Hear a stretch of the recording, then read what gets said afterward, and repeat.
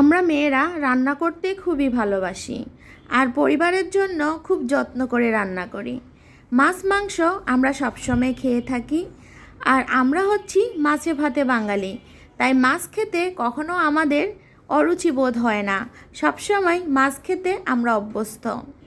আসসালামু আলাইকুম, কেমন আছেন সবাই? আশা করি সবাই ভালো আছেন।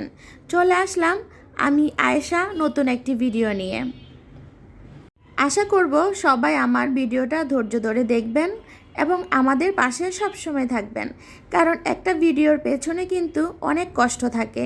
তাই সবাই একটু ভিডিওটা কষ্ট করে দেখবেন আর আমাদের পাশে থাকবেন, আমাদেরকে ভালোবেসে যাবেন। আমি প্রথমে মাছগুলাকে ভেজে নিয়েছি আর এটা হচ্ছে রুই মাছ। আর এরপরে সেই মাছ ভাজার তেলে আমি কাঁকরোল আর আলুটাকে ভালো করে ভেজে নিচ্ছি।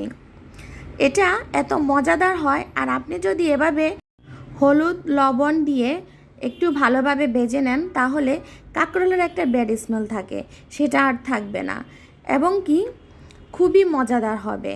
তাই সবসময় চেষ্টা করবেন কাঁকরোলটা রান্না করার আগে এভাবে ভেজে নিতে, তাহলে খেতে খুবই মজা হয়।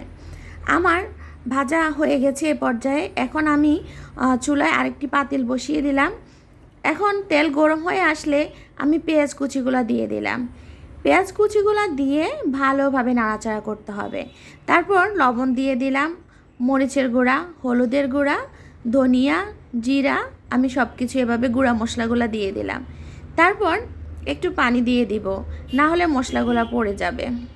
তারপর আমি এখানে আমার স্কিপ হয়ে গেছে, আমি নারকেল বাটা আর আদা রসুন বাটাটা দিয়েছিলাম।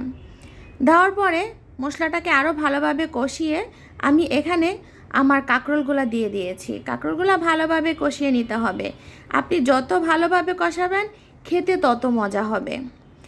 আর কাঁকরোলটা একটু শক্ত সবজি, তাই আপনি একটু পানি দিয়ে ভালোভাবে কষিয়ে নিতে হবে। আপনারা দেখতে পাচ্ছেন এখানে আমার কষানোটা প্রায় হয়ে গেছে, তেলটা উঠে এসেছে, মশলাটা একদম গায়ে গায়েও চলে এসেছে। এখন আমি অন্য চুলায় গরম পানি করে নিয়েছিলাম, সেই পানিটা সবজির মধ্যে দিয়ে দিয়েছি, কারণ সবজিতে ঠান্ডা পানি দিতে হয় না, সবজিতে সবসময় গরম পানি দিতে হয়, তাহলে সেটার স্বাদ অনেক গুণ বেড়ে যায়। আর যখন তরকারিটা প্রায় হয়ে আসছে তখন আমি এক এক করে মাছগুলা দিয়ে দিচ্ছি। একটু ঝোল থাকা অবস্থায় মাছগুলা দিতে হবে, যাতে করে মশলাটা মাছের মধ্যে যায়, আর এতে মাছটাও খেতে খুবই মজা লাগে। আমার ভিডিওর কোনো অংশে যদি আপনাদের ভালো লেগে থাকে অবশ্যই লাইক, কমেন্ট, শেয়ার এবং সাবস্ক্রাইব করে দিবেন।